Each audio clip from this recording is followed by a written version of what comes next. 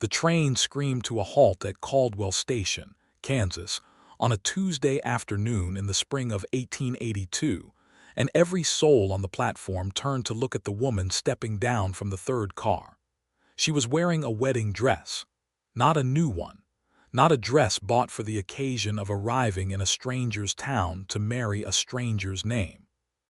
This dress was old ivory, the color of aged lace and dried wildflowers, with a row of tiny pearl buttons that ran from the small of her back up to the nape of her neck, and a veil so fine it moved like smoke in the prairie wind. It had been let out at the hem and taken in at the waist, clearly fitted to a different body than the one it had originally been made for, and there were places along the skirt where the fabric had been carefully, lovingly mended with thread that was only almost the right color. The woman wearing it held her chin up like she dared the world to say a single word. She was not beautiful in the soft, forgettable way of magazine illustrations. She was arresting. Dark hair pinned up under the veil. Sharp gray eyes that moved across the platform in 3 seconds and cataloged everything. A mouth set in a line that was not cruel but was absolutely finished with any conversation that had not yet begun. She carried one trunk, managed it herself without looking for help, and she stood in the middle of the platform with the dress billowing faintly around her boots, practical, worn brown boots, the only honest thing about the picture she made, and she looked for the man who was supposed to be there to meet her. There was no sign, no one holding a card with her name. The crowd on the platform stared, children pointed. A woman in a blue bonnet whispered behind her gloved hand to the woman beside her, and both of them looked quickly away when the woman in the wedding dress turned her gray eyes in their direction. Perry Barker had been leaning against the far post of the station awning for the last 20 minutes, waiting for the train, not thinking about anything in particular except that the Henderson cattle needed moving before the week was out, and that his coffee that morning had tasted like scorched leather. He was a tall man, broad across the shoulders in the way of men who earned their size rather than simply being born to it, with a jaw that carried a week's worth of dark stubble and hands that were permanently stained at the knuckles from rope work and iron, and the general violence of making a living on the Kansas plains. He wore a long coat, dark brown, well made once and now worn to a comfortable softness, and a hat pulled low enough that most people had learned not to bother trying to read his expression. He read the platform the same way the woman in the wedding dress did, instinctively, efficiently, taking inventory. He saw her the moment she stepped off the train. He saw the dress. He saw the boots underneath it. He saw the trunk she was managing alone. He saw the chin. He saw the way her eyes moved. And then, because he was the kind of man who noticed the things that mattered before the things that were obvious, he saw the mended places in the skirt and the way her hands, when she set the trunk down, trembled for just 1/2 of a second before she locked them still. Perry Barker pushed off the post and walked across the platform. He did not say anything. He did not ask her name or explain himself or offer any commentary on the wedding dress or on the absence of the man who was supposed to have met her. He simply shrugged his long coat off his shoulders, walked up to her and held it out. She looked at him. The gray eyes were direct and unsentimental and not the least bit grateful in a performative way. She looked at the coat. She looked back at him. Then she took it. She draped it over her shoulders herself, not waiting for him to help, and it fell around her like a curtain coming down over a stage, hiding most of the dress from view, and she picked up her trunk and said, "My name is Celia Wilcox. I was supposed to be met by a man named Aldous Fenwick," Perry said.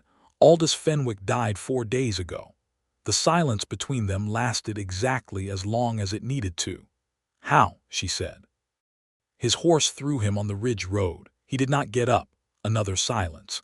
The platform crowd had mostly moved on, no longer interested now that the woman was covered up and not causing a scene. A porter pushed a cart past them. The train let out a long, exhausted breath of steam. "Were you his friend?" Celia asked. "Not particularly," Perry said honestly. "He asked me last winter to meet the train if anything happened to him before it arrived. He wrote it in his will. I drew the short straw, more or less." She looked at him for a long moment with those gray eyes that did not miss anything. "That is either the most honest thing anyone has ever said to me on meeting them," she said, "or you are a deeply strange man." "Both are true," Perry said. "Do you want to come out of the sun, Miss Wilcox? There is a hotel. It is not much, but it has a roof."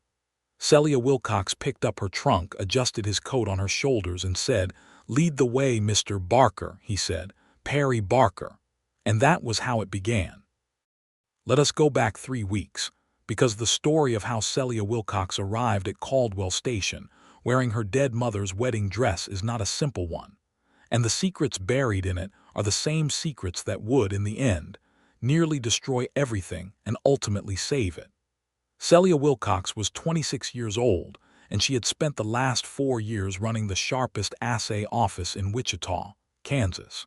She had not planned to become the best assay operator in the region. She had planned to teach school, which was what respectable daughters of failed merchants were supposed to do with their educations. But her father had died when she was 22, owing money to men who did not forgive debts.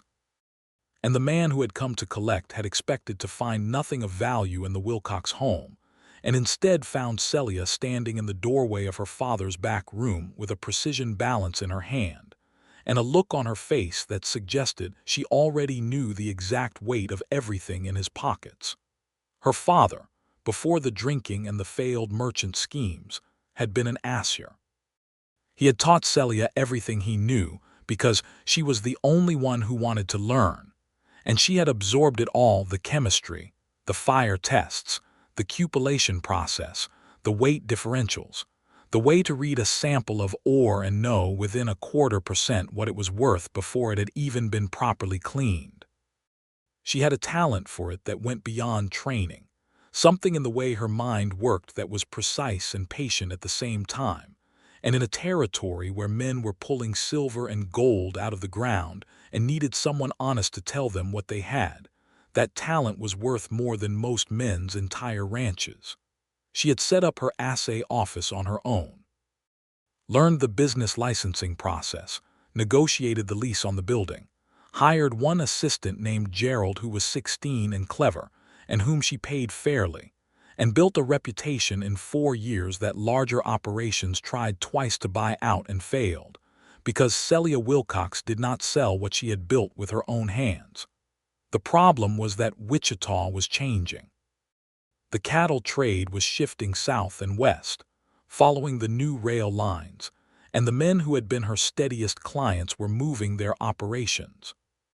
She had watched her income thin over 18 months and done the arithmetic with the same cold precision she applied to everything, and concluded, clearly and without sentimentality, that the assay office in Wichita would be closed in another year whether she wanted it to be or not.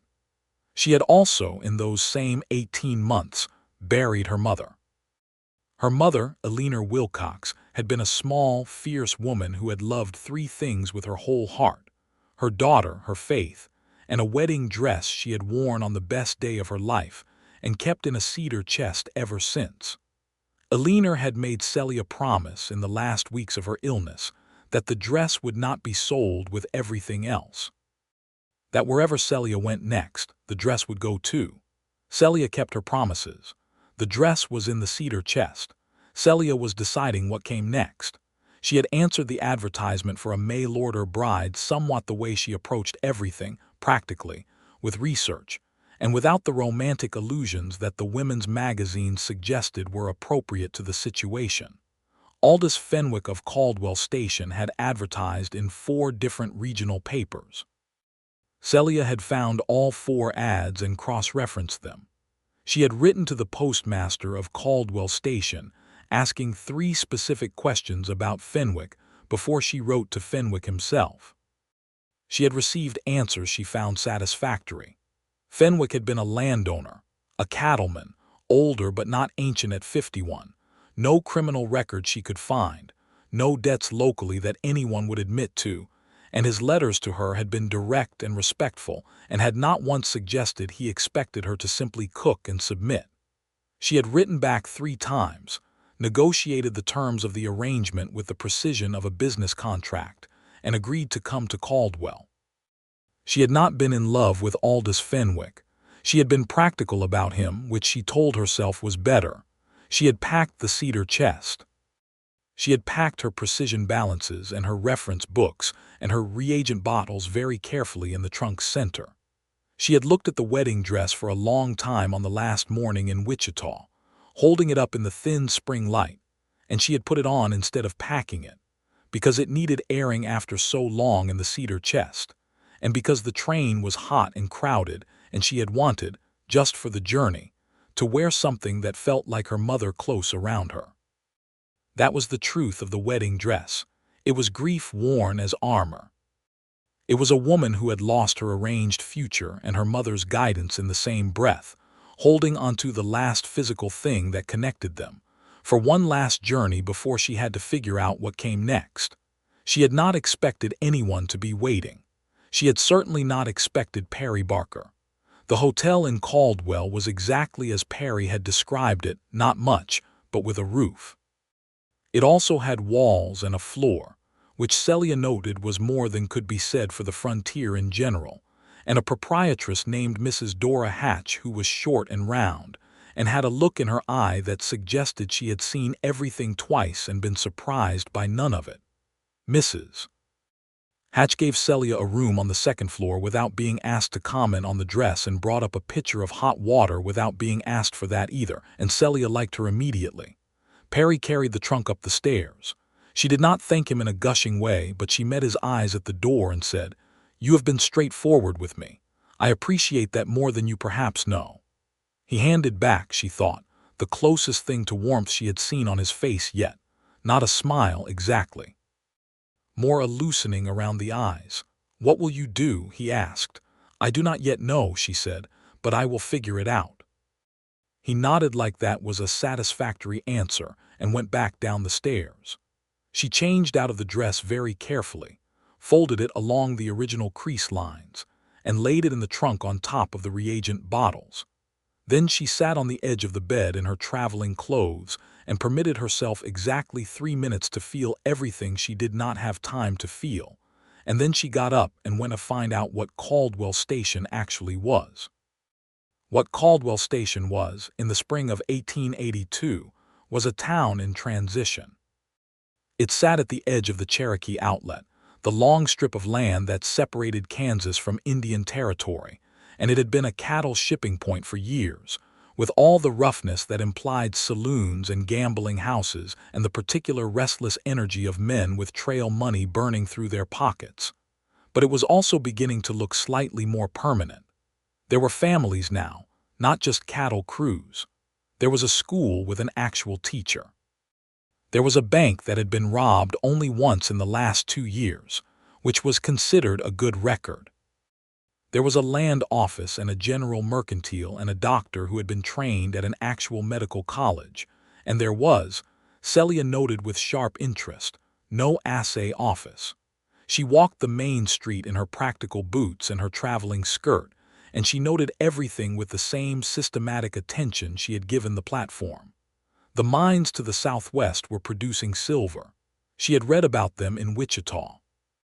Men were coming through Caldwell with ore samples and having to ship them all the way to Wichita or Dodge City to get them tested, which was a 2-week delay minimum. There was a dark, empty storefront between the land office and the hardware store that had a sign in the window reading for lease. She went to find the man who leased it. His name was Mr. Beaumont, and he was the owner of the hardware store, and he was the kind of man who looked at a woman walking into his store asking business questions and immediately tried to redirect the conversation toward whether she needed a husband. Celia redirected him back with the same quiet efficiency she used on men in Wichita who tried the same approach, which was to simply answer the husband question with very specific, technically complex questions about chemical reduction processes until he lost the thread and gave up. She got the lease terms. They were not unreasonable. She went back to the hotel and did the arithmetic. She had enough money savings from 4 years of honest assay work to set up a new office if she was careful. The equipment she had would do for a start. The storefront was the right size. The location was excellent. Caldwell needed this service and she could provide it. What she did not have was a reason anyone in town would trust a woman they had never seen before to give them an honest reading on their ore samples. She needed a demonstration, and she needed someone in town who had enough standing that if they vouched for her work, people would listen. She thought about Perry Barker for a long moment. She had been thinking about him, in the background since the train platform, not in the way she might have expected, not with the soft, confused feelings she associated with attraction that she generally considered inconvenient, but with the sharpened curiosity she felt toward problems that were interesting. He was not a simple man. The way he had read the platform, the economy of the coat gesture, the complete absence of performance in how he spoke to her, these were the behaviors of someone who had learned to see clearly, which was rare and worth paying attention to. She went back downstairs and asked Mrs. Hatch if she knew where Perry Barker could generally be found. Mrs. Hatch said he was generally found at the Barker Ranch, which was 6 miles east, but that he came into town most mornings for feed and supplies and was usually at the Mercantile around 9. Celia was at the Mercantile at 8:45. Perry came in at 9 with a list in his hand that he consulted in the systematic way of a man who did not trust his memory for errands and found her waiting by the counter. He stopped, looked at her, said nothing. "I need a favor," she said. "I need you to bring me an ore sample from any working claim you know of in the area. I want to run a test assay in the hotel room I am currently using as a makeshift workspace, and I want you to watch me do it." He considered this. "Why?" "Because I am an assay operator, and I intend to open a practice in Caldwell, and I need someone with standing in this community to have seen my work firsthand before I can expect anyone to trust it. You met me at the station. You are known here. If you can say honestly that you watched me work and the work was good, that is worth something." Perry studied her for a moment. There was something in his expression that she was beginning to read, not as guardedness exactly, but as the particular attention of a man who was deciding whether a thing was real. "You have equipment in that trunk," he said. "Yes. The reagents and the balance weights." She had not told him what was in the trunk. He had simply noted the weight and balance of it, carrying it up the stairs, and drawn the correct conclusion. She felt the flicker of something that was, she supposed, respect. "Yes," she said again. "I have a sample from the Reyes claim east of my property line," he said. "Diego Reyes has been waiting 3 weeks for someone to tell him what he pulled out of his creek bed. He is a good man and he has a family and he cannot afford the trip to Wichita." "Bring me the sample," Celia said. "I will have an answer for him by tomorrow morning." Perry looked at her for another long moment with those steady dark eyes and then said, "I will be there at 2 this afternoon." He was there at 2. He brought the sample, a chunk of quartz about the size of a large fist with a visible streak of metallite, and what looked to the untrained eye like a promising vein of color running through it. He set it on her makeshift table and crossed his arms and watched. Celia worked. She had set up her equipment with the organized precision of long habit. The balance scale was level and calibrated. The reagents were arranged in order of use.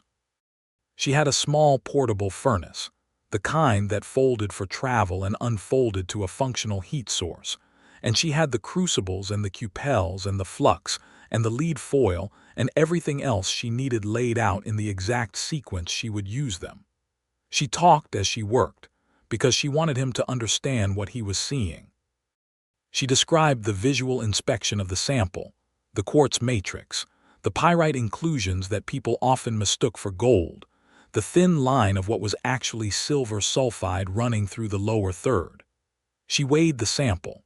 She crushed a portion of it in the small iron mortar, weighed the crushed portion exactly, mixed it with the flux compounds in proportion she did from memory without measuring because she had done it thousands of times.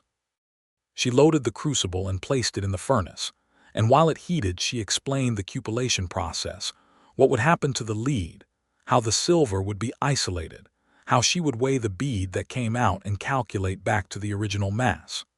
Perry said nothing through all of it.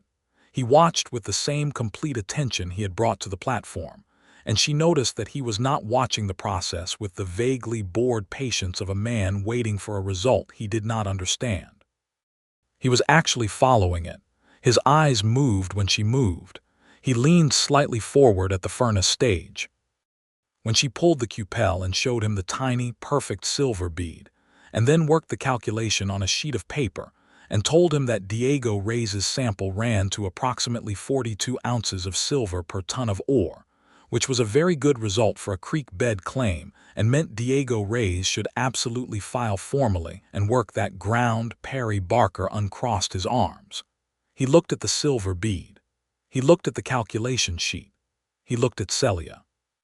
Something shifted in his face. Not dramatically, he was not a dramatic man, but fundamentally.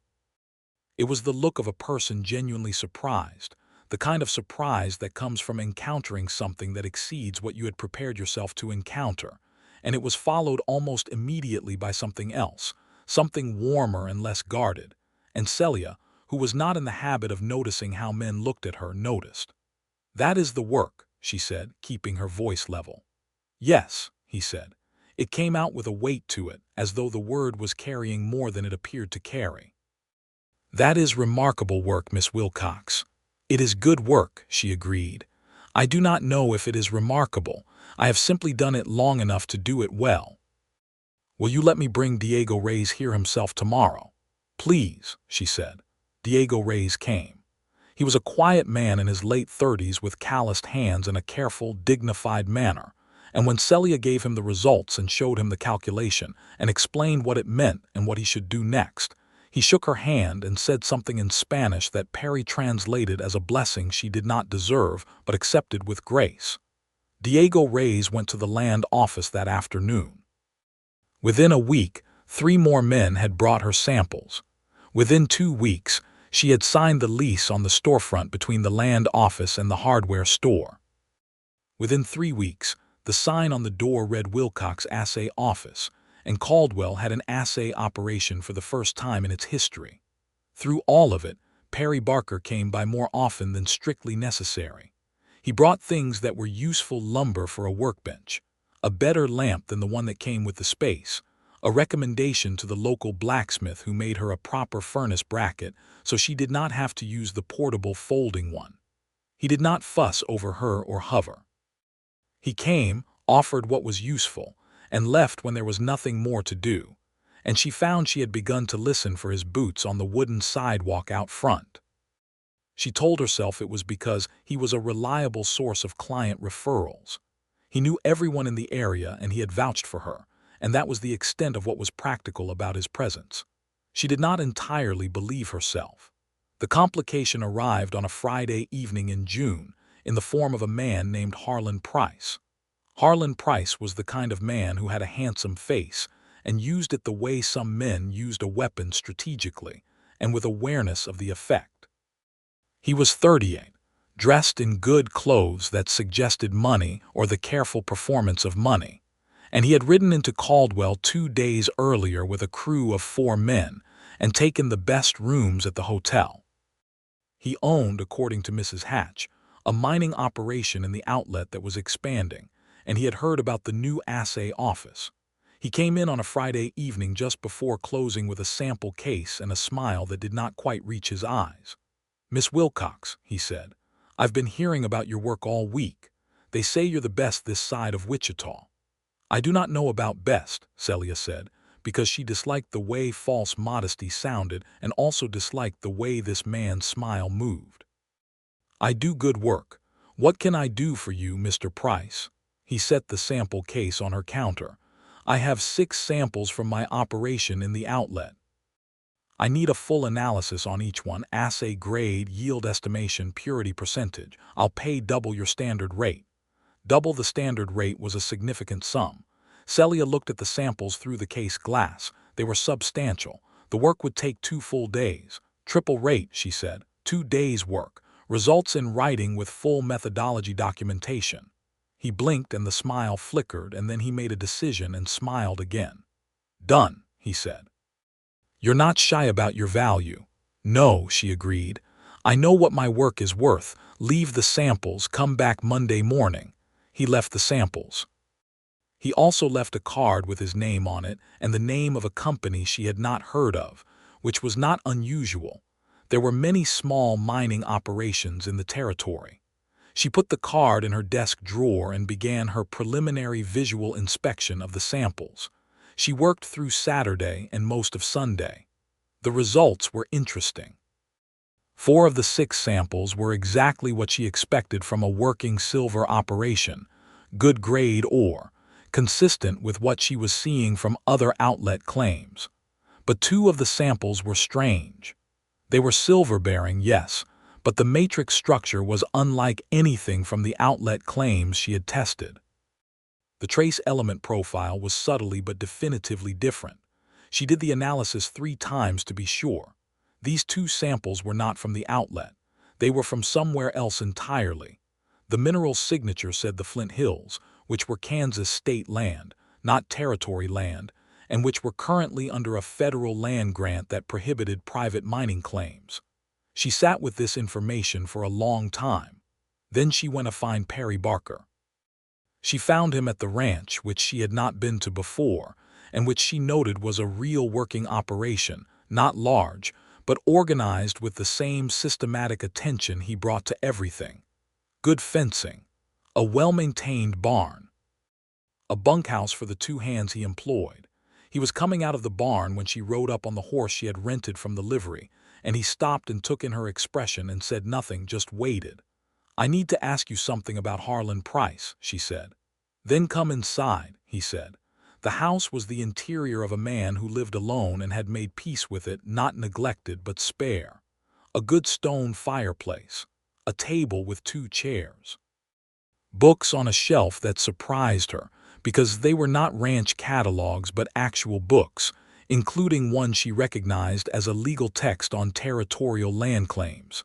She noted that without commenting on it. She told him what she had found. The samples, the mineral signature, the Flint Hills trace profile, what it meant about where those samples had actually come from. Perry's expression went through several things in the silence that followed. "You are certain," he said. 3 independent analyses, she said. "I am certain. Price is claiming those are from his outlet operation." "He is, yes." Perry got up and went to the shelf and pulled down the legal text she had noticed. He put it on the table and opened it to a section she could read from where she sat, Federal Land Grant Protections, Section 14. He did not point at anything. He just let her read. "If he is salting his assay reports with off-location samples," she said slowly, reading, "he can inflate his operation's apparent yield and use those fraudulent reports to raise investment capital from investors back east who will never come out here to look at the ground themselves," Perry said. The dark past of this suddenly became clear. The hidden motive behind Price's too eager acceptance of her rates. The trap that was now around her without her having walked into it with any intention. If she submitted those reports as written, she became complicit in fraud. If she refused to submit them, Price would know she had identified the problem, and a man conducting that level of scheme would not simply accept that quietly. "How many people does he have with him?" she asked. "For that I've seen. 2 I recognize from a cattle fraud case in Dodge City 2 years ago that never went to trial because the witness disappeared." Celia sat very still with that information. The witness disappeared was not a comfortable phrase in this context. "He comes Monday morning," she said. "Yes," Perry said. "He will expect his reports." "Yes." She looked at the legal text. She looked at her own hands. "If I document everything, methodology, the trace analysis, all 3 runs, and I file that documentation somewhere safe before Monday, there is a record independent of whatever happens after." "Where would you file it?" "The Federal Land Office," she said. "There is one in Wichita. I could send a telegram today and follow it with the full documentation by post tomorrow morning before he comes." Perry looked at her for a long moment. There was something in the way he was looking at her that she was becoming familiar with, that deep, undefended attention, the look that did not expect her to be anything other than exactly what she was. "That is smart," he said. That is very smart, but it does not solve the problem of Monday morning. No, she agreed. It does not. You cannot give him false reports. I would not give anyone false reports, she said, and the firmness in her voice was not anger exactly, but something that came from the same place as anger, from the absolute center of who she was. That is not negotiable. My work means something because it is accurate. The moment I allow it to be used for fraud is the moment it means nothing. Perry was quiet. Then he said, then we need to think about what Monday looks like. We.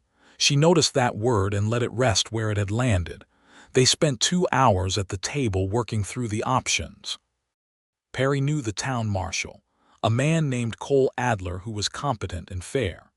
He also knew the county sheriff, who was slightly less convenient but reachable by Monday morning if they rode out tonight. They talked through every angle of it, the risk of alerting Price's men too early, the question of whether the federal angle gave them enough to bring in something heavier than local authority, the possibility that Price had connections that would make local authority problematic. Celia contributed to every point. Perry never tried to take the problem from her or suggest she remove herself from it. He treated her opinions as data to be weighed, not polite noise to be thanked and set aside. By the time they had a plan, it was dark outside and the lamp on the table was doing its best work, and Celia realized she had been leaning forward in her chair for the last hour and a half and was not tired at all. Perry made coffee. He did it simply and without ceremony, the way he did everything, and set a cup in front of her and sat back down with his own, and in the quiet that followed the planning she said, "You read territorial land law for pleasure." "I read it for need," he said. "I have had land disputes. You learn or you lose." "What disputes?" He was quiet for a moment. Then he said, "When I came to this land 15 years ago, I was 23 and had $100 and a deed to 200 acres that turned out to be partially contested by a prior claim. Took me 3 years to resolve it legally. I lost 40 acres in the settlement, but I kept the rest, and I did it without shooting anyone, which I considered an achievement given how the situation was tending." 23. 15 years ago. He was 38 then. 12 years older than her, which felt like a reasonable distance given that it was a distance traveled in the same direction. "You came from somewhere else," she said. "Missouri," he said. "My father's farm."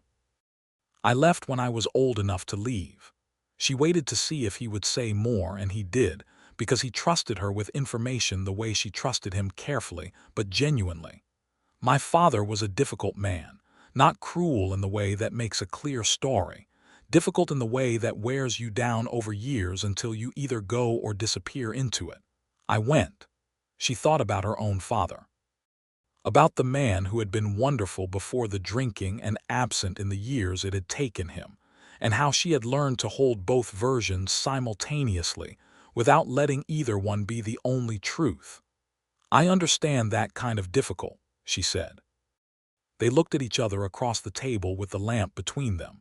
"You should stay here tonight," Perry said. "Ride back in the morning with me. It is late and the road is dark." She considered the offer. She considered what it meant and what it did not mean and how she felt about each. "Is there somewhere appropriate to stay?" "There is a spare room," he said. "My hand Ramon's wife used it when she came out last summer. It is clean." "Then I will accept," she said. "Thank you." He nodded and said nothing more, and she thought that was one of the things she liked most about him. He did not make things mean more than they were or less than they were. He simply dealt with what was real. The spare room was clean. She slept better than she had expected to. In the morning they rode back to Caldwell together in the early light, and she sent the telegram to the federal land office in Wichita, and Perry went to see Cole Adler. The plan for Monday held together. When Harlan Price arrived at the assay office at 9 in the morning, Cole Adler was inside, not in a visible position. Perry was leaning against the outside wall of the building with his arms crossed, not in an obvious way, just there.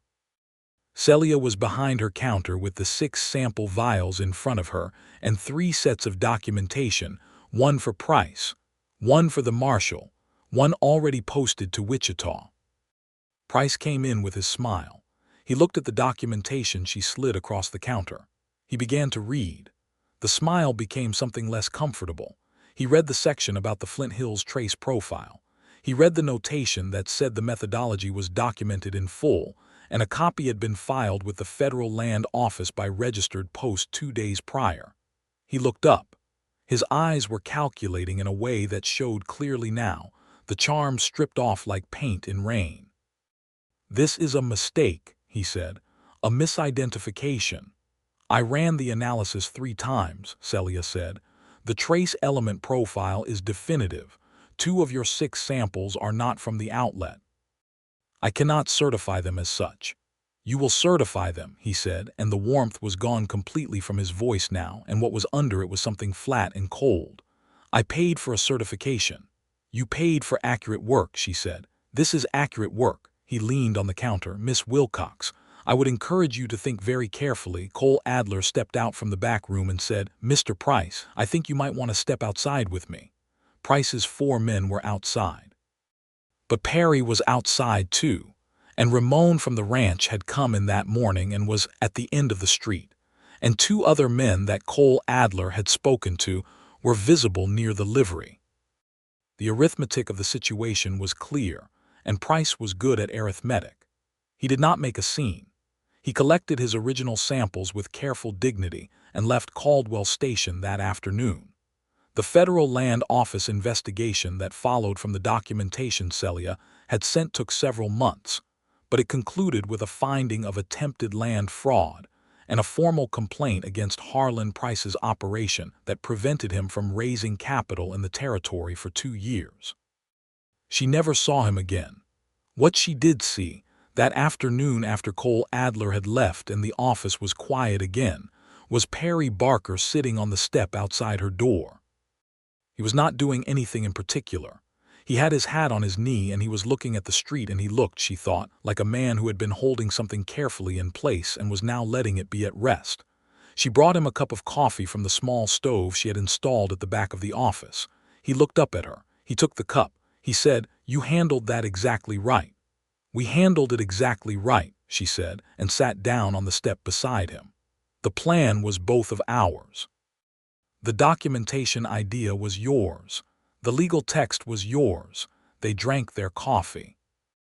The afternoon sun was warm and the main street of Caldwell moved around them in its ordinary way, horses and boots and the occasional wagon, and Celia thought that this was perhaps the most peaceful she had felt since before her mother got sick, which was a surprising thing to feel in the aftermath of a confrontation with a fraud scheme. But feelings were not always sensible about their timing. "I would like to ask you something," Perry said. He was looking at the street, not at her, which she had learned was how he approached things that cost him something to say. "Ask," she said. "When Fenwick died," he said carefully, "you lost the arrangement you had made. You built this office instead. Have you?" He stopped, started again. "Is the arrangement what you came for, or was there something else?" She was quiet for a moment. "I came because I needed somewhere to go," she said honestly. "Wichita was ending. The arrangement with Fenwick was practical, not passionate. I was not in love with the idea of him." She paused. "I was in love with the idea of a future that was not ending. And now," he said, and the 2 words had weight in them. "Now I have an assay office," she said. "I have a town that needs what I do. I have," she stopped herself carefully. "I have found something more interesting here than I expected." He turned to look at her then. The sun was in his eyes from the angle and he did not squint or look away. He said, "I am going to be direct with you, Miss Wilcox, because I believe you prefer that." "I do prefer that," she said. "I would like to call on you," he said, "in the formal sense, properly, if you are willing." She looked at him. The face that had given her very little in the way of easy expression since the train platform was giving her something now open in a way she thought did not come easily to him, the cost of it visible, the genuineness of it more visible still. "I am willing," she said, "but I want you to know something first." "Tell me," he said. "I am not a woman who will set down what I do or who I am for the sake of a domestic arrangement," she said. "My work is part of me. My independence is not a phase I am passing through. If you call on me, You are calling on the whole of me, not a version of me that I have made smaller to fit." Perry looked at her for a long moment. "Celia," he said, and it was the first time he had used her name alone, without the miss before it, and something in it was both gentle and entirely serious. "I would not want a version of you that had been made smaller. The whole of you is," he paused, choosing the word, "the most interesting thing in this county." She felt her mouth do something she had not quite intended, which was to curve into a smile that was genuine and a little helpless. "That is an unusual compliment," she said. "It is an accurate one," he said. He came to call on her formally the following Sunday, and the Sunday after that, and the Sundays after that. He was a reliable caller, which she appreciated, and he brought things that were not flowers, because she had mentioned once that she found cut flowers sad, dying before their time, but instead things like a soil sample from a corner of his property he wanted tested, and a question about a legal notice he had received and was not certain how to interpret, and once, memorably, a small iron box that he had found buried near the old creek when he was mending fence and had no idea what was in it. She opened the box with a small pick. It contained a dozen old coins and a folded piece of paper with writing in a language neither of them could identify. They spent an entire afternoon at her office table trying to figure out the coins and the language, and ended up writing to a professor at a university in St. Louis who specialized in old documents, and who replied 6 weeks later to tell them the coins were Spanish colonial reals from the early 1700s, and the writing was a list of debts in archaic Spanish.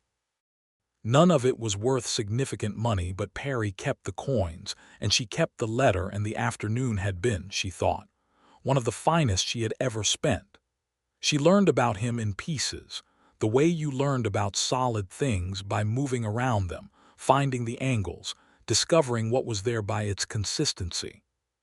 He was fair to his hands in a territory where fairness to workers was not guaranteed. He understood the land with a physical intimacy that went beyond simply owning it. He knew which pastures held water longest, which ridges caught the early frost, which creek bend had the best grass for tired cattle. He was patient in the way that was not passive patient, because he had learned that rushing things was how you broke them. He was also, she discovered, capable of genuine playfulness when the occasion made space for it, which she had not expected. He had a dry humor that surfaced in quiet moments, the kind of joke that arrived without announcement and landed perfectly, and then retreated before it had worn out its welcome.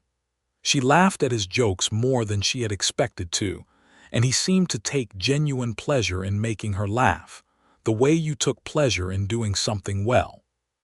He came by the office one Tuesday morning in late July with his hat in his hand, and a look on his face that was different from his ordinary manner, slightly off balance, which for Perry Barker meant a barely perceptible shift in his weight from one foot to the other.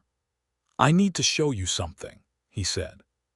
She followed him out of town on horseback, east toward his property, then south along a low ridge she had not been on before.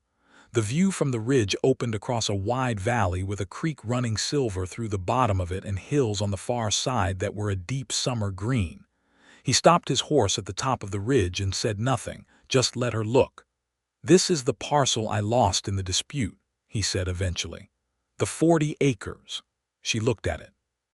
It was beautiful in the straightforward way of honest Kansas landscape. Not dramatic, not the jagged splendor of mountains, just wide and green and lit with the particular quality of afternoon light on prairie grass. "I kept coming back to this ridge for years after," he said.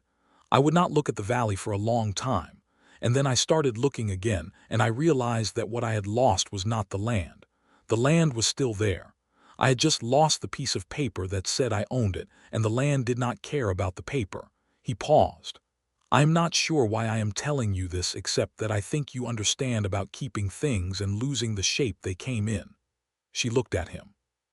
She thought about her mother's dress in the trunk, about the assay office in Wichita that had ended, About arriving at Caldwell Station in a dead woman's wedding dress because she needed to hold something that felt like continuity. Yes, she said quietly, I understand that. I wanted to show you the valley, he said. I wanted you to see the best part of what I have here, the part that is real. She looked at the valley for a long time. The creek caught the light. A hawk moved across the far hill in a wide, easy arc. She thought about Fenwick, who she had never met, who had died on a ridge road, and who had in dying changed the direction of her life entirely in a way she could not fully calculate yet, but suspected had been, in some dark and oblique way, fortunate.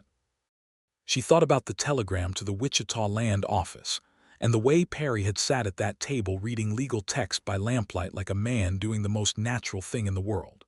She thought about the morning after spending the night in the spare room, riding back to Caldwell in early light with the grass still silver with dew, and how she had noticed for the first time in longer than she could account for that the world looked wide and full of possibility rather than narrowed by loss. Perry, she said. He looked at her. I think I am in love with you, she said, because she was not a woman who said things sideways when she could say them directly. I want you to know that so you can think about what it means for you. I'm not asking anything. I am telling you something true. He was very still on his horse. The wind moved through the grass below them. He looked at her with that full, undefended attention, and she could see him taking the thing she had said and holding it with the same care he held everything that mattered. Celia, he said, I have been in love with you since I watched you run that first assay in the hotel room and tell me what Diego Reyes had in his creek bed. He paused. I have been trying to give you time to know this place and me well enough that you could trust it. I am not a woman who needs to be given time in that way, she said, and then, because she was also honest enough to be fair, I needed time. I needed to know this was real and not a reaction to loss, but I know now. How do you know? Because I tested it the way I test everything, she said. I looked for the evidence. Every time I thought about you, I could not find a reason why the feeling was false. I tried. I am thorough. He laughed. It was a full, genuine laugh, the kind she had not heard from him before in its complete form, and it changed his face entirely, and she thought she wanted to spend a long time making that happen. Will you marry me? He said, in the formal proper sense, with time to plan it and do it right. Yes, she said, on the condition that my name on the sign of the office does not change unless I decide to change it. I would not change a single thing about you, he said, and he meant it in more ways than one. They were married in October of 1882 in the small church in Caldwell that had been built the previous year and still smelled of new lumber. The ceremony was performed by a Reverend Houghton, who was a decent man and kept it appropriately concise. Mrs. Hatch made the wedding supper. Diego Reyes and his wife came, and Ramon and his wife, and Cole Adler and Gerald, who had come south from Wichita when Celia had written asking if he would like to continue working as her assistant in the new location. Celia wore her mother's dress. She had let it out along the bottom seam to accommodate her height, and she had added a narrow ribbon of ivory silk at the wrists because the sleeves had needed updating. But otherwise it was the same dress that had crossed the prairie on the train in the spring, the same dress she had worn standing on the platform in the wind while the crowd stared, the same dress Perry Barker had silently covered with his coat. She wore it now because the occasion was right for it, not because it had been made for this day, but because it had been made for a day of beginning, and this was a day of beginning. Perry, when he saw her walk through the church door, went the particular still that meant he was feeling something too large to respond to quickly. She walked up the aisle watching his face, and she saw him take in the dress and understand what it was, understand why she was wearing it.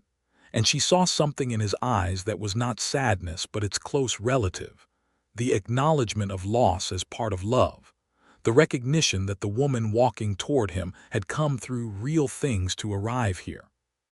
He held out his hand when she reached him. She took it. The winter of that first year was the kind of winter that taught you things about yourself and whoever you were sharing walls with. Kansas winters on the plains were not gentle. They came hard and early and stayed late, and had a way of making the interior of any structure feel like the only real world, with everything outside reduced to wind and white. The ranch house was warm enough with the fireplace going, and Celia had moved her more delicate equipment to the office in town for the winter, but kept her working notes and reference books at home. And she spread out across the table in the evenings with her calculations, and her sample logs, and Perry sat across from her with his account books and his land maps, and they worked in the same silence. The comfortable, inhabited kind of silence that is its own form of company. She learned him in the winter in ways that summer and autumn had not provided space for. She learned that he woke early and quietly, and that the smell of coffee was the first thing he thought about in the mornings. She learned that he had strong opinions about certain things: fence repair, the treatment of horses, the importance of paying debts before buying anything else, and very few opinions about things that did not matter, and that he was excellent at knowing which was which. She learned that he read at night, sitting close to the lamp, and that he read carefully, going back over passages rather than pushing forward, which was how he treated most things that were worth paying attention to. She also learned in January that she was going to have a baby. She told him on a Sunday morning when the snow was heavy outside and the world had reduced to the orange light of the fireplace and the smell of wood smoke and coffee. She said it directly, the way she said everything, and watched his face. He did not say anything for a moment. Then he got up from his chair and came to where she was sitting and crouched down in front of her and took both her hands in his large, weathered ones and looked at her with an expression that she had no word for except love, the wide and specific and completely serious kind. "Are you well?" he asked first, which she thought was the right first question. "I am very well," she said, "strong as I have ever been." He pressed her hands gently. "Then he stopped. "I do not have adequate words for what I am." "Happy will do," she said. "Happy," he said. "Yes, and terrified, both completely." "That seems appropriate," she said, and she was smiling in the helpless, genuine way that had become easier since she had known him. The spring came, and with it the resumption of full operations at the assay office. Celia worked through her pregnancy without modification, except that she was more careful with the chemical compounds in the early months, and had Gerald take over the furnace work whenever possible. She had done the research, as she did with everything, and had clear instructions from Dr. Weston, Caldwell's trained physician, about what was and was not safe for a pregnant woman in her line of work, and she followed them precisely and continued to do excellent work. The town had grown accustomed to her by now in the way that towns grow accustomed to things that have proven their value, not with any great announcement, simply with the quiet incorporation of her office into the normal fabric of daily life. Men came in with their samples. They got their results. They trusted the results. They came back. There was a period in the early spring when 3 claims came in within 2 weeks that were, she determined, all pulling from the same main vein. And she had the interesting problem of reporting that to 3 separate clients who were, unknown to each other, about to have a very consequential conversation about property boundaries. She reported her findings accurately to each and suggested, diplomatically but clearly, that they might benefit from speaking with each other and with Cole Adler before anyone filed anything that would create a legal tangle. They did speak with each other. 2 of the 3 claims were merged voluntarily. The third remained separate but with a clear boundary. No one got shot. She considered this a success. Perry sold 30 head of cattle in April at a good price and put the proceeds into improvements on the south pasture fencing and a new well that would serve both the house and the barn.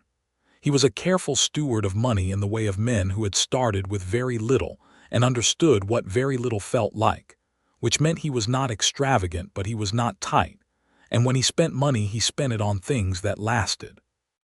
He also, in April, built a small extension on the east side of the ranch house that was clearly a baby's room, with a window facing the morning light and wooden floors that he sanded smooth himself on 3 successive Sundays, and then looked at with the particular satisfaction of a man who has made something with his hands for a purpose that matters to him. Celia stood in the doorway of the unfinished room one evening in late April and watched him plane the last rough edge from the window frame and thought about the journey, the train, the dress, the station, the coat on her shoulders, and everything that had come after, and felt something she thought her mother would have recognized. Not simply happiness, though that was part of it. Something more like the feeling of a thing completed, a circle closed, a debt paid to the forward motion of life. "Perry," she said. He looked up from the window frame. "Thank you," she said. He knew she did not mean only the room. He set down the plane and came to where she was and put his arms around her in the careful way he had developed as her middle grew one arm across her back, his hand warm against her side, and rested his chin at her temple and said, "Thank you for getting off that train." "I had no choice," she said. "The train had arrived." "You had the choice of your face," he said, "the way you stood. You looked at that platform like you owned it, like no matter what happened you were going to be fine." "I was terrified," she said. "I know," he said. "That is what made it remarkable." Their son was born in July of 1883. He arrived early in the morning on a Tuesday, the same day of the week the train had arrived, which Perry noted later and Celia said was probably a coincidence, but that she chose to consider auspicious. Dr. Weston attended, and Mrs. Hatch, who had appointed herself the woman on hand for the birth, and was not to be argued with about it, and Perry, who had insisted on staying close, and whom Dr. Weston had eventually given up trying to remove from the adjacent room. The baby was healthy.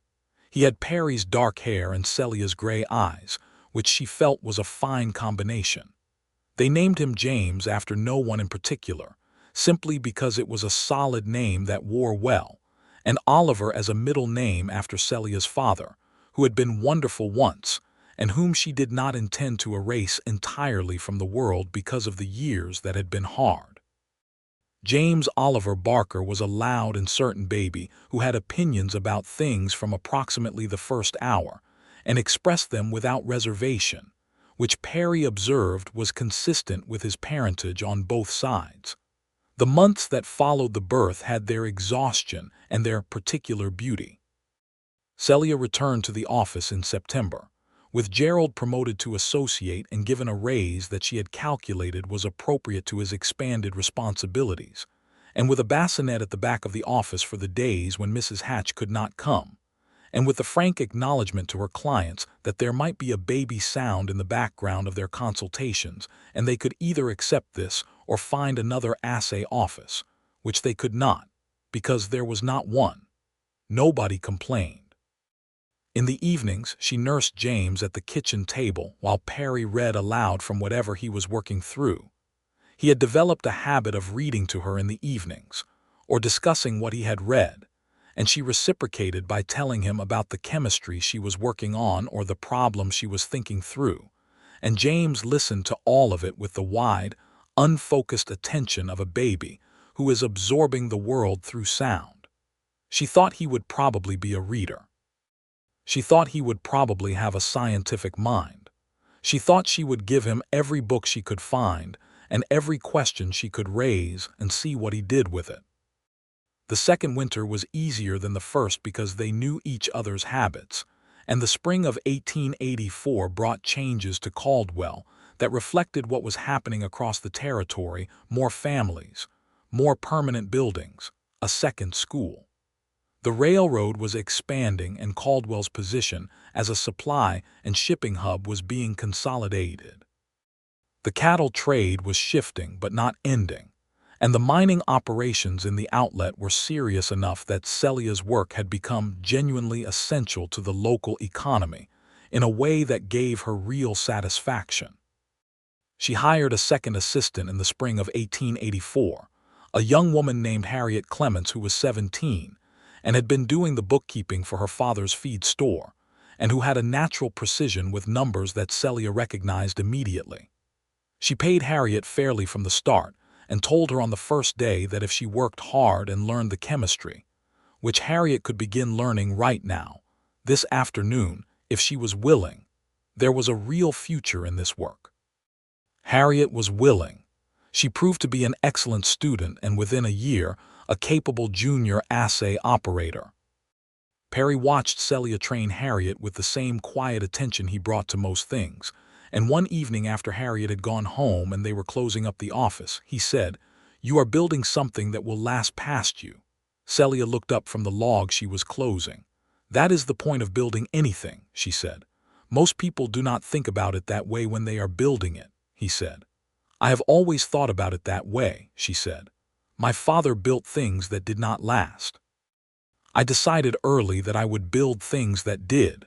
He nodded slowly. "James is going to have a remarkable mother," he said. "James is going to have remarkable parents," she said, and meant it because Perry's quality, his steadiness, his fairness, his patient seriousness about the things that mattered was as real a gift to a child as anything she could offer. There was a dark period in the late fall of 1884 that she did not see coming, which was the nature of dark periods. It arrived as a letter.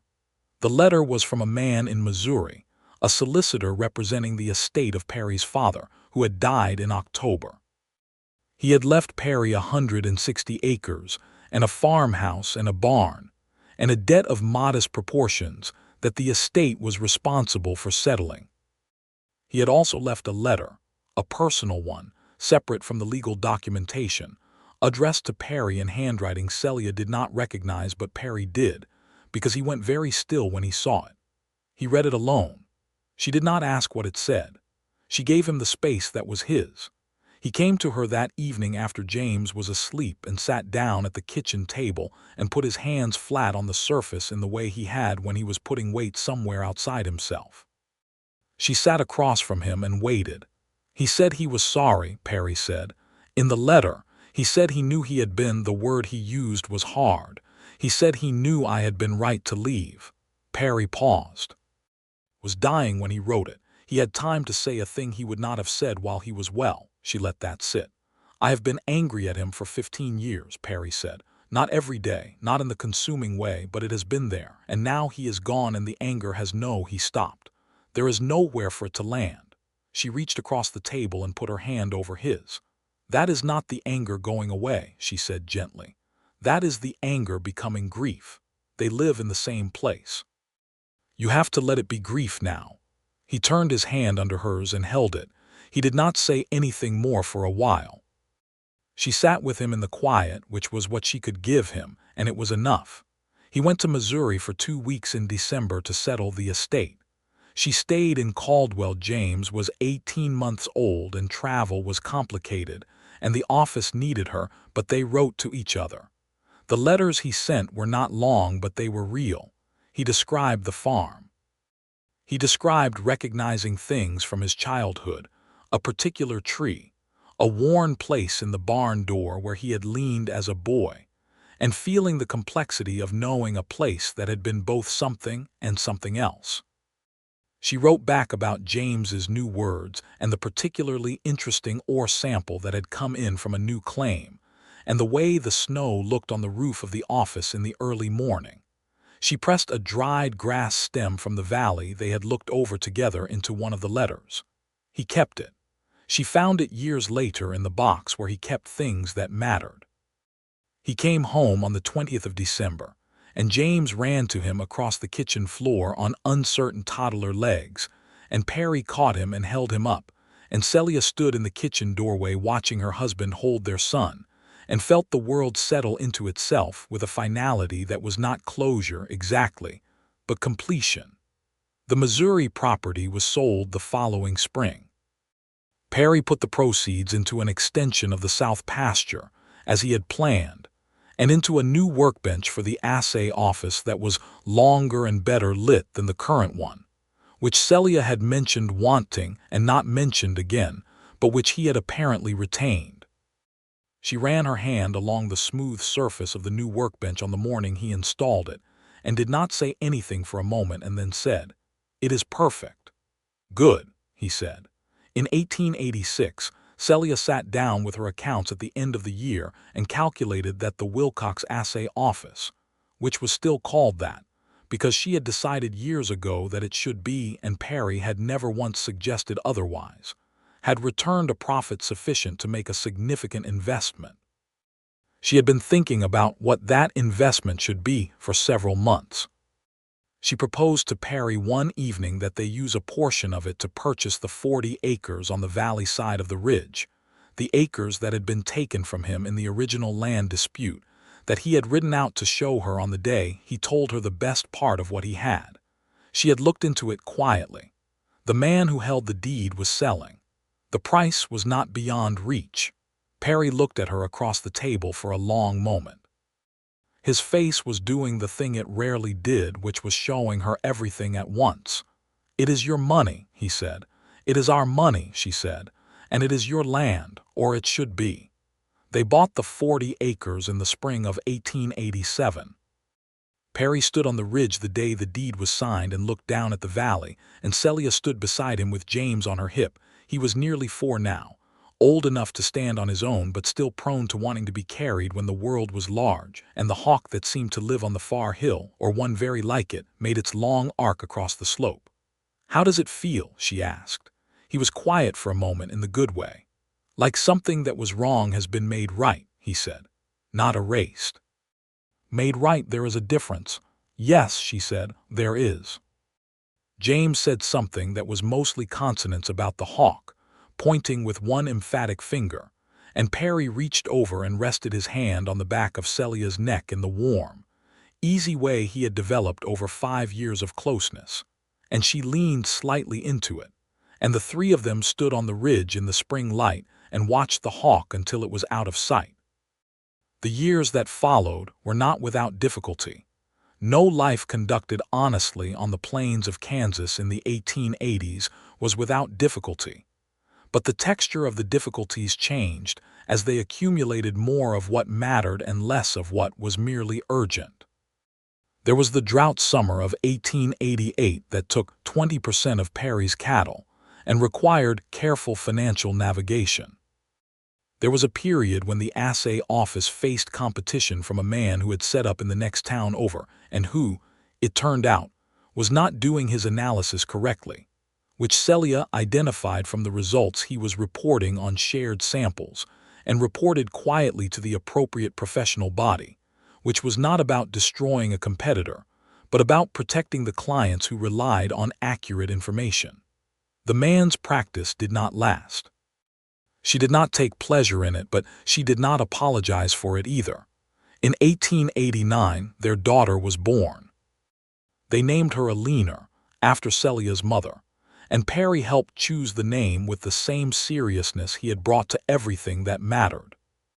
Alina arrived in August, in the heat, loud and fierce from the first breath, and James, who was 6 by then and had been told he was going to have a sibling for so long that he had nearly stopped believing in the concept, looked at her in Celia's arms with an expression of complex negotiation, and then reached out one cautious finger and touched her hand, and Alina grabbed it with reflexive grip, and James looked up at his parents with an expression that said he was reconsidering his position.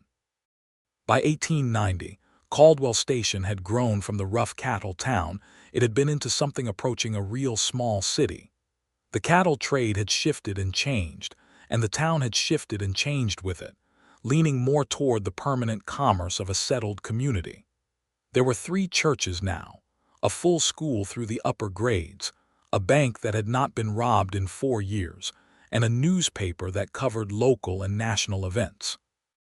The Wilcox Assay Office was one of the most established businesses on the main street and employed 3 people, including Harriet, who was now 23 and had been offered a partnership stake, which she had accepted with the same quiet efficiency with which she did everything. Celia wrote, in that year, a monograph on the mineral assay method she had developed over her years in the field. She had refined several elements of the standard cupellation process and had developed a modified flux composition that produced more consistent results on sulfide ores than the standard formula.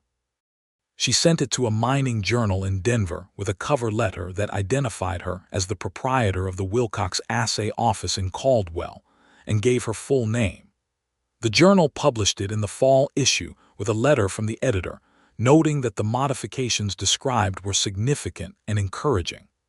Perry read the published monograph at the kitchen table one evening with James doing his schoolwork at the other end, and Alina attempting to eat a piece of paper under the chair. He read the whole thing carefully, going back over passages the way he did. Then he looked up at Celia, who was at the window doing nothing in particular, just resting. "This is important work," he said. "It is useful work," she said, which was her usual deflection, but she was pleased. She was genuinely, thoroughly pleased, and she let him see that. "It is both," he said firmly, and went back to reading. There were letters from readers after the publication. Other assay operators mostly, with questions and observations. One from a woman in Colorado who was establishing her own practice and had questioned Celia answered in full by return post, because she remembered what it had been like to be establishing something alone. They corresponded for several years.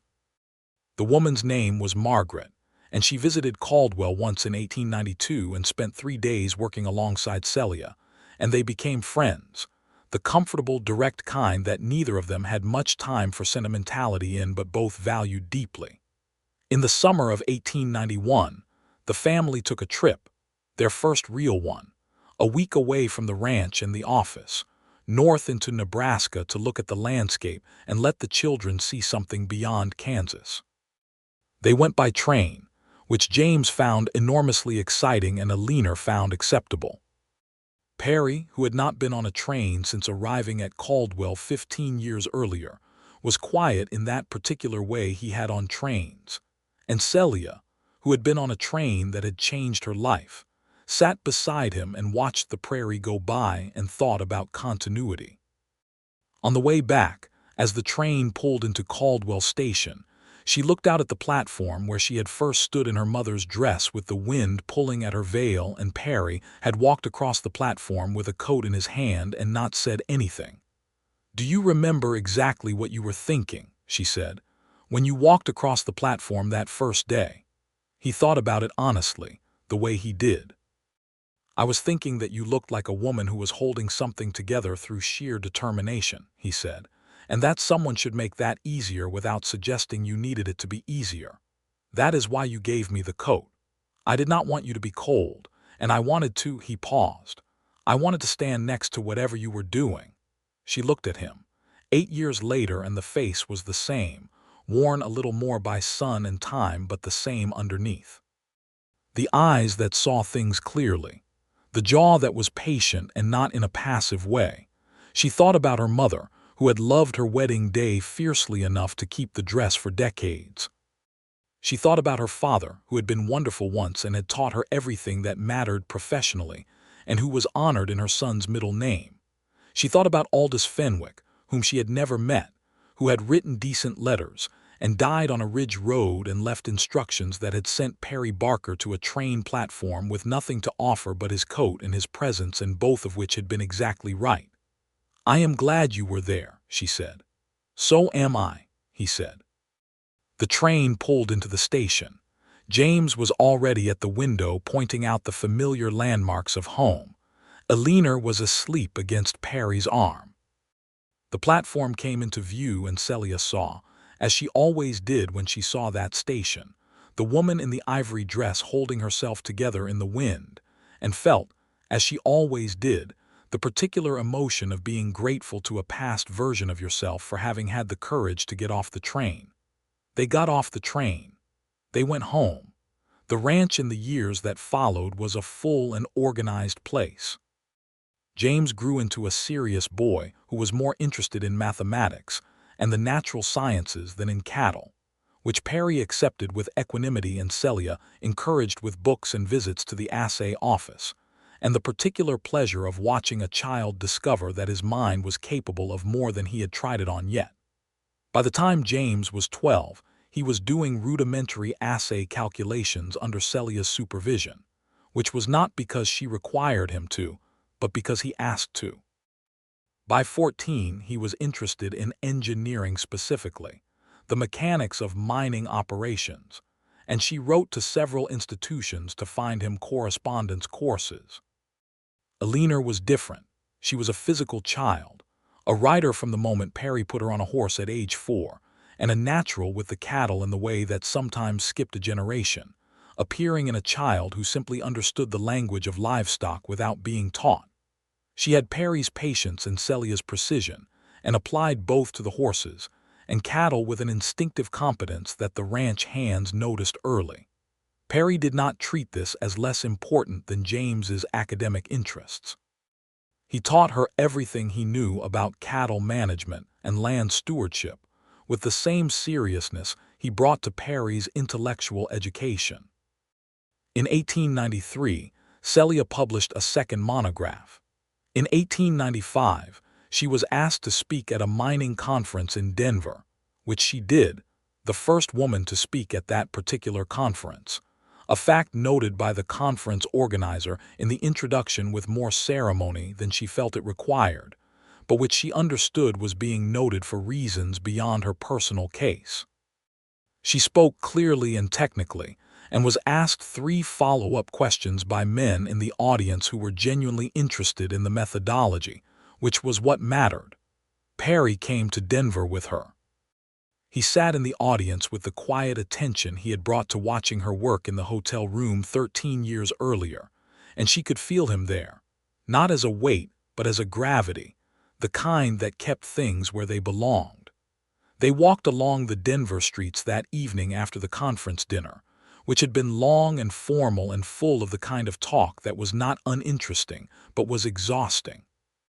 The city was large and lit and very different from Caldwell, and neither of them missed Caldwell exactly, but both of them knew they would be glad to return to it.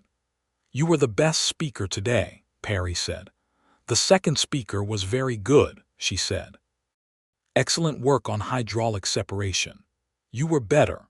You are biased." "I am," he said. "I am also correct."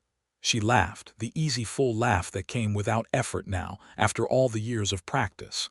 He took her hand as they walked, the way he had begun doing as they got older, more openly affectionate than in the early years, as though some reserve had been used up in the daily work of loving each other, and what remained was entirely comfort. The 20th century arrived with James at 17 and Elinor at 11, and Celia at 43 and Perry at 55.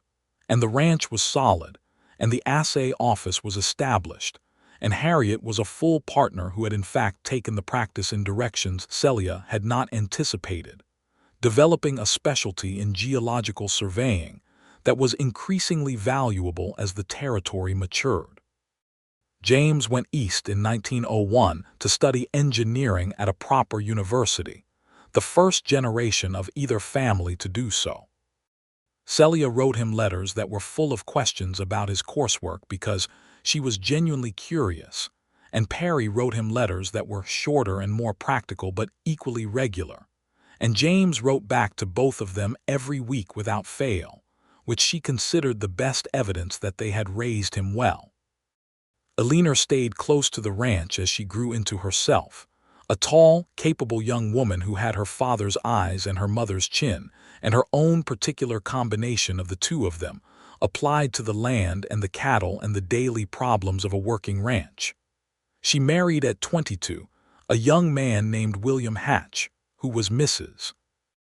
Hatch's grandson and who had come to Caldwell from Topeka, and had the good sense to be very quiet and very steady and very respectful, which were the qualities Celia had found most valuable in a partner. Perry liked him. The wedding was in the spring, in the church that had been rebuilt in the 1890s, and Celia wore blue because the ivory dress belonged to a different chapter now, though it was still in the cedar chest, and Elinor had looked at it with a kind of reverence when Celia showed it to her, and said she understood why her grandmother had kept it, and why Celia had worn it that day on the train. "It is a very brave dress," Elinor said. "Your grandmother was a very brave woman," Celia said. "The dress just held the shape of her." Perry, in his 60s, was still a man of consistent physical presence and enduring patience, though the cattle work had become more supervisory than physical by necessity, and he had taken on a different relationship to the land, more contemplative, more given to walking the ridges in the evening, and coming back with things he had thought about, which he then talked through with Celia at the kitchen table, which remained, after 30 years, their primary location for all conversations that mattered. He told her once in the late years that the thing he thought about most when he thought about his life was not any of the events or the difficulties or the particular dramatic moments, but the accumulated weight of ordinary days, the mornings with coffee, the evenings with the lamp, the reading, the talking, the work done alongside each other, the way the ranch looked in different lights across different seasons. She understood exactly what he meant. The ordinary was where the love actually lived. Everything else was just the architecture of getting there. James came home in 1905 with an engineering degree and a young woman named Ruth, who was from Boston and who looked at the Kansas plains with the expression of someone who has agreed to something significant and is deciding in real time whether they are sufficient to it. Celia watched her carefully and then sat with her privately one afternoon and asked her direct questions, not unkind ones, but honest ones, and Ruth answered them with the same directness, and Celia decided she was going to be fine. The plains had a way of sorting people, and Ruth had the specific quality of stubbornness that survived it. They settled in Caldwell. James joined a mining engineering firm that was doing survey work throughout the outlet. Ruth, it turned out, was a school teacher and took over the upper grades at the Caldwell School within a year and ran the classroom with an efficiency that Celia recognized as entirely compatible with her own. In 1907, James and Ruth had a son, which made Celia and Perry grandparents, which was a word Perry said out loud once, and then looked at Celia with an expression of mixed calculation and disbelief, and she laughed until she had to sit down. The grandson was named Daniel, and he was a loud, certain, gray-eyed baby who looked at the world with the expression of someone who already knew what it was and had decided to go ahead with it anyway. Celia held him and felt the circle of it, the unbroken line of people who had come before and would go on, the thread of choice that had run from a train platform in 1882 through all the years and decisions and letters and lamps and early mornings to this. She told Perry that night, sitting by the fire while the spring wind moved outside, about the feeling, the completion of it, not as ending but as the shape of something that had always been moving toward this point. "I think about the dress sometimes," she said, "that morning when I put it on instead of packing it." "Tell me again," he said, the way he had asked her to tell it before, because some things were worth hearing more than once. "I put it on because I needed to feel her close," she said, "because I was frightened and I did not know what I was going toward, only what I was leaving. And the dress was the last thing she had given me that I could actually wear." She looked at the fire. "I had no idea I was going toward any of this." "Neither did I," he said. "I went to the station because I had said I would. I walked across the platform because you were clearly cold and the wind was pulling at that dress and I had a coat." He paused. "And then I looked at your face. And," she said, though she had heard this part before too, "and I thought, this woman is going to be the most important thing that has ever happened to me," he said. "I did not say it. It seemed forward given that we had not been introduced." She looked at him. After all the years, the face was still the one she had catalogued on the platform, the jaw, the eyes, the economy of expression that was not coldness but its opposite, the conserving of warmth for where it actually mattered. She reached across the space between their chairs and put her hand on his. "You were right," she said. "I usually am," he said, and the humor was entirely genuine and entirely his. Outside the window the spring night was wide and dark and full of stars, the particular stars of the Kansas plains that seemed closer than anywhere else she had ever been, as though the flatness of the land reduced the distance to everything above it. Somewhere to the east, James and Ruth's house was warm and lit and the baby was sleeping, and in the ranch house the fire was doing its good work, and Celia Barker, who was still Celia Wilcox on the door of the assay office and always would be sat with her husband's hand in hers, and felt the deep, quiet, earned contentment of a life that had not been given to her but that she had built, carefully and truthfully, from what had been left to her when everything else was gone. From a dress in a cedar chest. From a trunk full of reagent bottles. From a train that arrived at a station at noon on a Tuesday and a man who walked across the platform with nothing to offer but a coat and his honest presence and the whole of his future, quietly in both hands. It was enough. It was more than enough. It was everything.